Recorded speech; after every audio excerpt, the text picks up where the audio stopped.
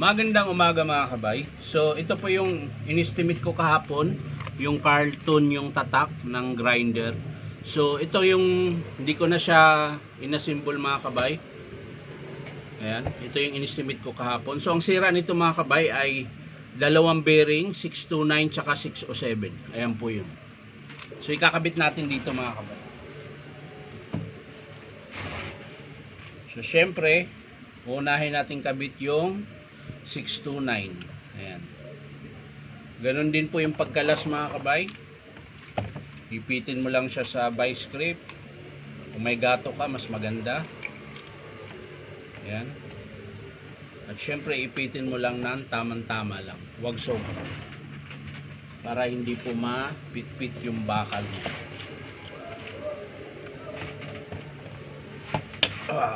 Tigas.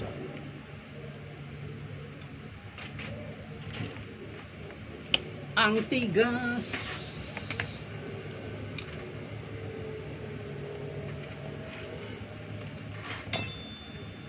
So mukhang kailangan natin i-press mga kabay, pati yung ano. So ipipress ko lang mga kabay. So ayan mga kabay, nakabit ko na, natanggal ko na po. Ayan, ito na po yung luma niyang bearing. Ayan. So yung 607 mga kabay na bago, kinabit ko na rin.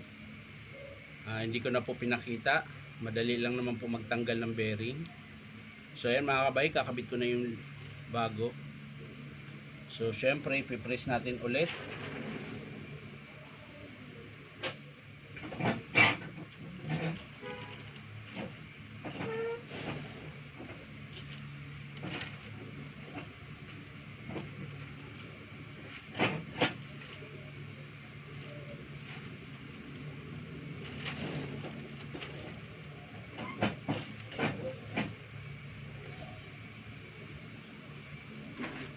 So yan mga kabay, balik lang natin yung kanyang pinyon at syempre yung kanyang nut.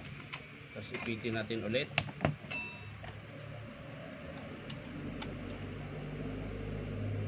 Yan. So yan mga kabay, ayos na. Lagay natin yung sleeve. Yan, pwede na nating ikabit. Pero bago yan, syempre tanggalin muna natin yung isang carbon dahil pumasok po sa loob. So yan mga kabay, sasalpak po na po natin. Baka kulang sa higpit yung screw. Ayan, higpitan lang natin yung pilcoil.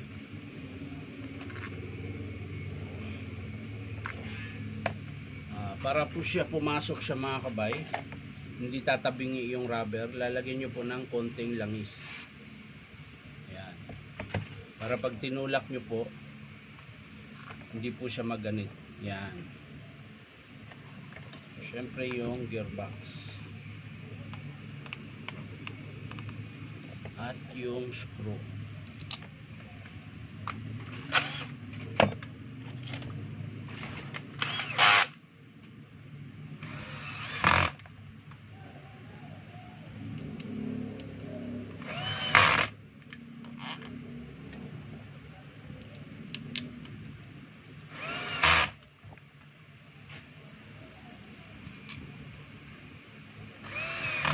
Ayan mga kabay, ayos na. So babalik lang natin yung carbon nya. Ayan. Kabila rin. So ayan. So bago natin isara mga kabay, titesting muna natin.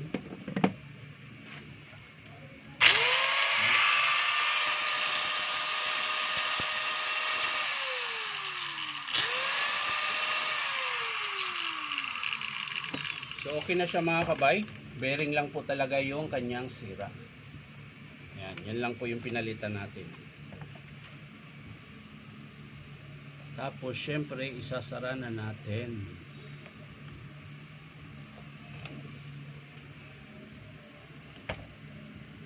Okay na.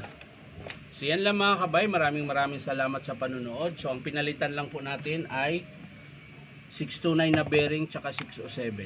Ayan. So yan lang po mga kabay. Maraming salamat sa panonood at palike and share na rin po. At syempre po baka naman pwedeng subscribe niyo po sa aking YouTube account na Inom Tabay. So maraming salamat mga kabay. Bye bye.